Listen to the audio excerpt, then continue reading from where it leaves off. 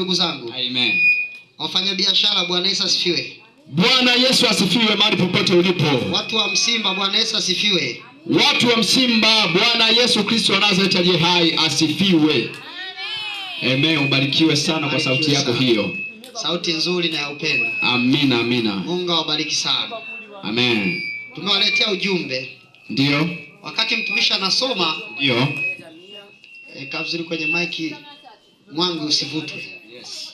Wakati mtumishi anasoma ili fungu, ndio, katika Mathayo sura ya 4 mstari wa 17, Biblia inasema tokea wakati huo Yesu alianza kuhubiri akiwaambia watu, tubuni kwa maana ufalme wa mbinguni pia.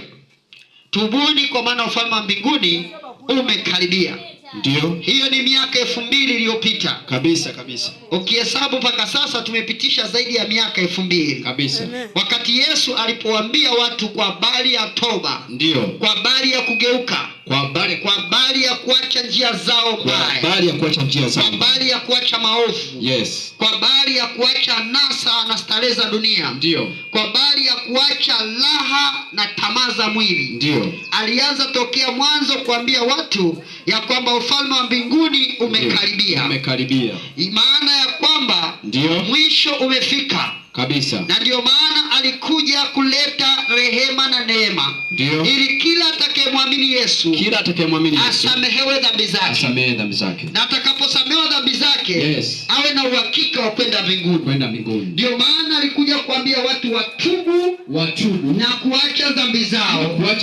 Na kumgeukia Yesu. Na sisi leo tumekuja. Kwa ujumbe mmoja. Watu wa Msimba. Tubuni na kumwamini Yesu. Tubuni na kumwamini Bwana Yesu. Tubuni na kumwamini Yesu. Tubuni na kumwamini Bwana Yesu. Maana yeye ndiye mwenye njia.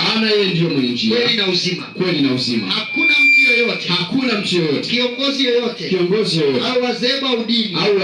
Mwenye njia kwenda mbinguni. Zaidi ya Yesu Kristo. Yohana sura ya 14:6. Yohana sura ya 14:6. Tusomee mtumishi inasemaje? Yohana sura ya 14:6. Inasemaje? 14:6 ndasoma kwa msaada wa Bwana. Inasemaje? Yesu akamwambia, mimi ndimi njia na kweli na uzima. Mtu haji kwa Baba ila kwa njia ya mimi. Amen. Yesu akamwambia ya kwamba mimi ndimi njia. Mimi ndimi njia ya kweli na uzima. Kweli, akusema ya kweli, anasema mimi ndimi njia, alafu akasema kweli. Manake Yesu ni njia, yes, lakini pia Yesu ndiye kweli. Ndio. Lakini pia Yesu ndiye uzima. Kabisa. Hakuna awezaye kuwa na uzima nje ya Yesu. Hakuna awezaye kuwa na ukweli nje ya Yesu. Hakuna. Na ndio maana usipomwamini Yesu hauwezi kuwa na ukweli. Hauwezi kujua kweli. Biblia inasema mtaifahamu kweli. Ndio. Na hiyo kweli itaweka huru. Ndio. Kinachomweka mtu huru ni kweli. Kinachokuponya magonjwa ni ukweli. Kinachokuweka usalama ni ukweli. Nje ya ukweli hautakuja kuwa huru. Na ndio maana utashangaa leo watu wanahangaika kwa waganga kienyeji. Ndio. Watu wanaliwa fedha na kuku. Kabisa. Ile kuku ambao ungechinja ule na watoto wako. Ndio. Ule na familia yako. Ndio. Unampelekea mganga wa kienyeji. Ndio. Kwa sababu hujui kweli. Kabisa. Unafikiri mganga wa kienyeji anaponya magonjwa. Ndio. Kumbe anachokifanya mganga wa kienyeji, ndio, analeta pepo kubwa zaidi ya lile.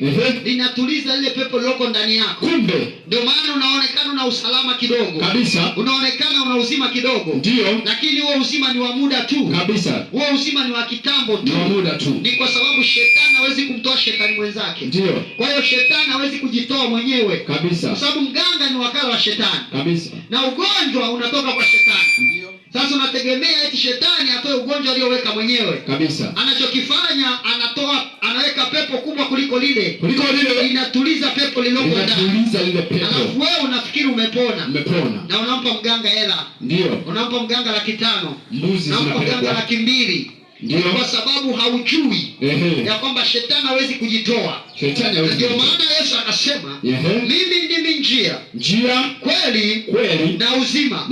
Hakuna awezaye kwenda mbinguni isipokuwa kwa njia ya yeye.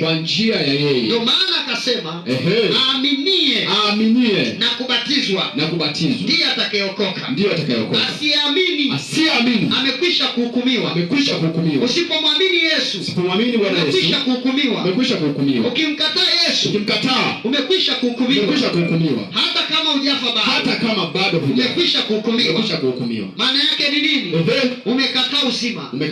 Umekataa njia ya kwenda mbinguni. Unaweza kukutana na mafundisho wakakwambia Yesu ni nabii, sio Mungu. Achana naye. Hawa wanakupotezea muda. Wanakudanganya tu. Utakapokufa utakutana na mwanaume Yesu. Mfalme wa wafalme kabisa, ndiye mwenye mamlaka ya mbinguni na duniani.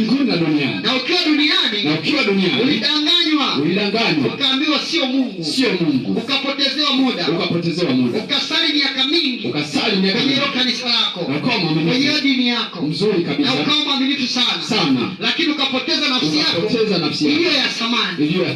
Mwana wa Mungu, kama ungelijua kuzimu ilivyo, ungelijua maumivu ya kuzimu, kama ingelikuwa ni mwaka mmoja au ni miaka 200 au ni miaka 1000 au ni miaka milioni 1 tu ya mateso, ingelikuwa ni afadhali. Yaani ingelikuwa ni afadhali kabisa. Lakini ni mateso yasiyo na mwisho, yasiyokuwa na ukomo milele na milele, yasiyokuwa na ukomo idadi ya siku kabisa. Maana yake ni mateso ya milele na milele, hakuna kuzeeka. Na ndio maana ninakwambia, ungelijua kuzimu ilivyo, usingependa hata adui yako aende kabisa. Usingependa hata mchawi aende.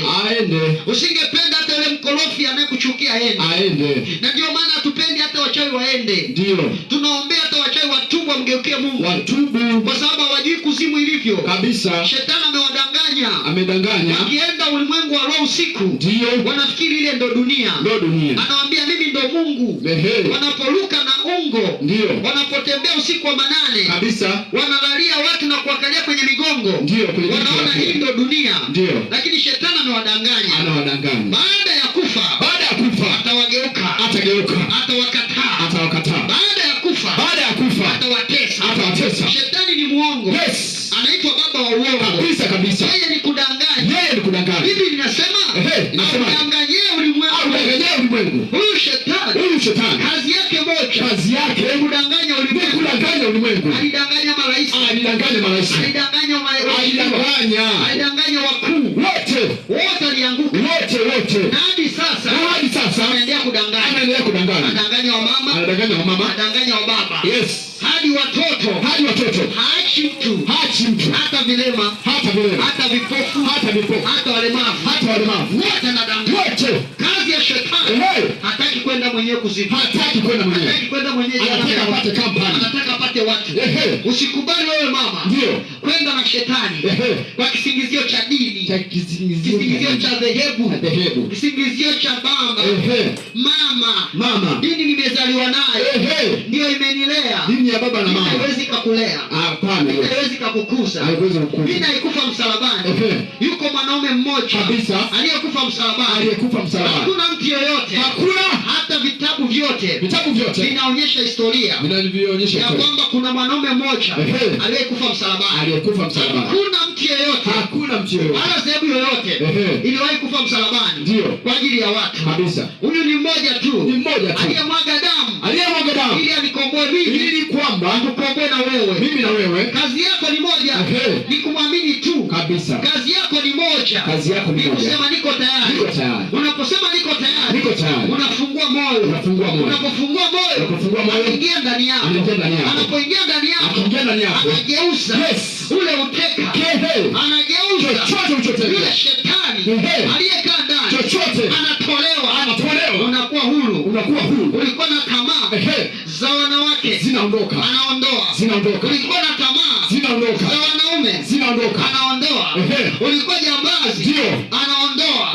Ulikuwa hujatulia kabisa, anaondoa. anaondoa, anakupa uzima, kila takataka, anakupa ushindi. zote. Huyo ndo mwanaume Yesu. Kabisa kabisa. Tunamhubiri jioni ya leo. Kabisa kabisa. Anapokuja anakuambia mimi ndimi uzima, mimi ndimi na kweli na ushindi. Hakuna yeyote aweze kupata ushindi kabisa nje ya Yesu. Ndio maana leo tunakwambia hivi, ndio maana mama, usipoteze muda, usipoteze time, usipoteze muda. Yesu Kristo